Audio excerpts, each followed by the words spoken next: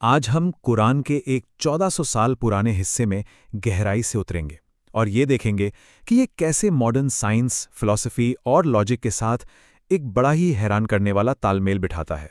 तो इसकी शुरुआत होती है कुदरत को अपने आसपास की दुनिया को गौर से देखने की एक बड़ी ही खूबसूरत दावत से। यह सुनने में शायद एक बहुत सीधी सादी बात लगे, लेकिन असल में यही वो बुनियाद है जिस पर इस पूरे टेक्स्ट का तर्क खड़ा होता है। तो चलिए इस सफ़र के पहले पड़ाव पर चलते हैं। यहाँ हम देखेंगे कि ये टेक्स्ट कैसे अपने आसपास की दुनिया में होने वाली चीज़ों को, कुदरत को, एक बड़े डिज़ाइन या एक बड़े विधान के सबूत के तौर पर हमारे सामने रखता है।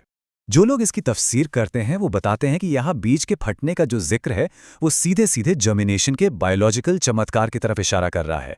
मतलब एक बेजान सी दिखने वाली गुठली से जिंदगी का निकलना और एक नर्म सी कोपल का जमीन का सीना चीरकर बाहर आ जाना। पर ये बात सिर्फ पौधों तक ही नहीं रुकती।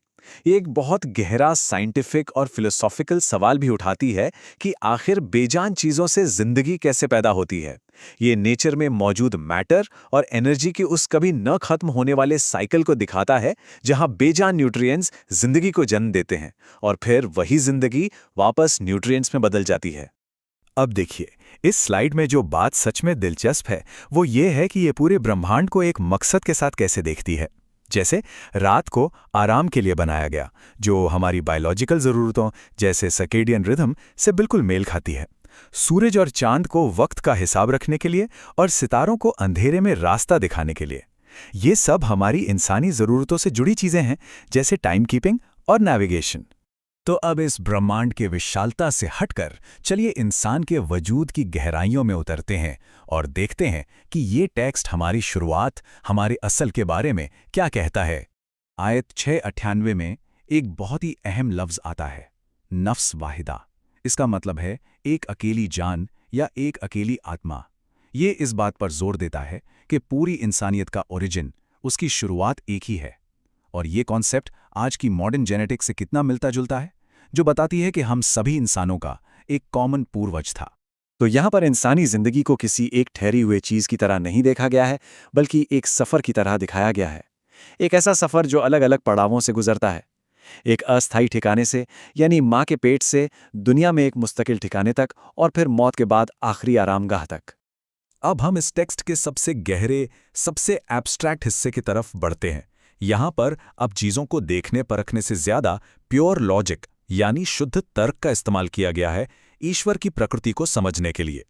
ये हिस्सा एक एक करके इस्लाम से पहले की और पॉलीथीस्टिक यानी कई खुदाओं को मानने वाली मान्यताओं को खारिज करता है। ये तर्क देता है कि ये सब सिर्फ अंदाजे हैं जिनका कोई आधार नहीं है। ये कहता है कि ईश्वर के साथ जिन्नों को शरीक करना या उसके लिए बेटे बेटियां बना लेना, ये सब बिना ज्ञान के किए गए दावे हैं। यहाँ पर देखिए एक बहुत ही लॉजिकल, लगभग एक साइंटिफिक तर्क का इस्तेमाल किया गया है।